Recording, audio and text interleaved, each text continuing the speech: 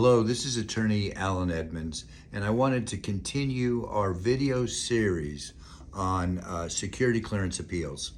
And what I've been doing with you for the past several months is reviewing the adjudicative guidelines, 5220.6, and the National Security Adjudicative Guidelines that all federal agencies use to revoke or deny your security clearance. You've learned from previous videos that the number one basis or grounds to take your security clearance is Guideline F, financial concerns. And today I want to review a case because of your phone calls and emails about further information that you want to understand a Guideline F case. We just received another favorable decision from an administrative law judge on a Guideline F case, and I want to share with you some of the facts so that you can appreciate the work that our law firm does. As you know, the Edmonds Law Firm was started over 45 years ago. We have offices coast to coast. You can contact us at 800-481-2526, and I am delighted to answer your questions.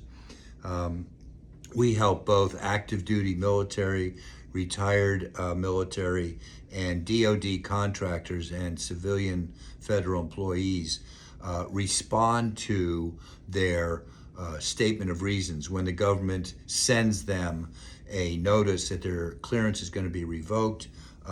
That's a very, very important document. When you get that, please call us at 800-481-2526. We've helped thousands of people. I personally have done over 3,500 hearings, and our staff of attorneys are fantastic litigators. The case today, in fact, was done by an associate attorney in our law firm, and she did a remarkable job. The case involved a SOR that contained many allegations concerning debts and failure to pay taxes. Our client was 60 years old at the time of the hearing. He served in the U.S. military, and he was honorably separated.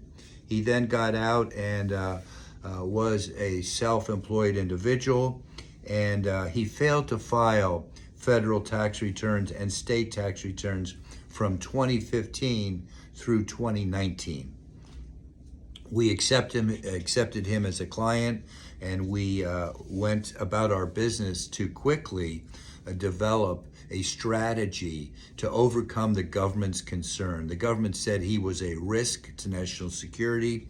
We obviously didn't believe that. There were extenuating circumstances. He had a relative, his mother was diagnosed with cancer. He had a failed business. He ran an auto body shop, and he had many problems. The taxes were interesting because in some instances, he didn't owe any money. He had a refund coming. In others, he did owe some money. But at the end of the day, it was a wash, and what little amount of money that was owed, he ended up paying on a payment plan, and we helped him to set that up.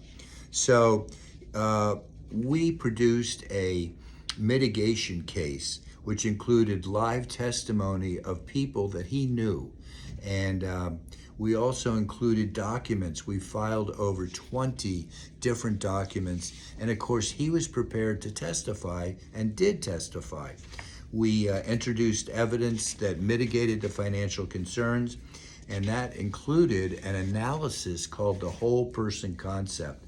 We showed the court that there was more to this gentleman's life than just 4 or 5 years of failed tax return filings.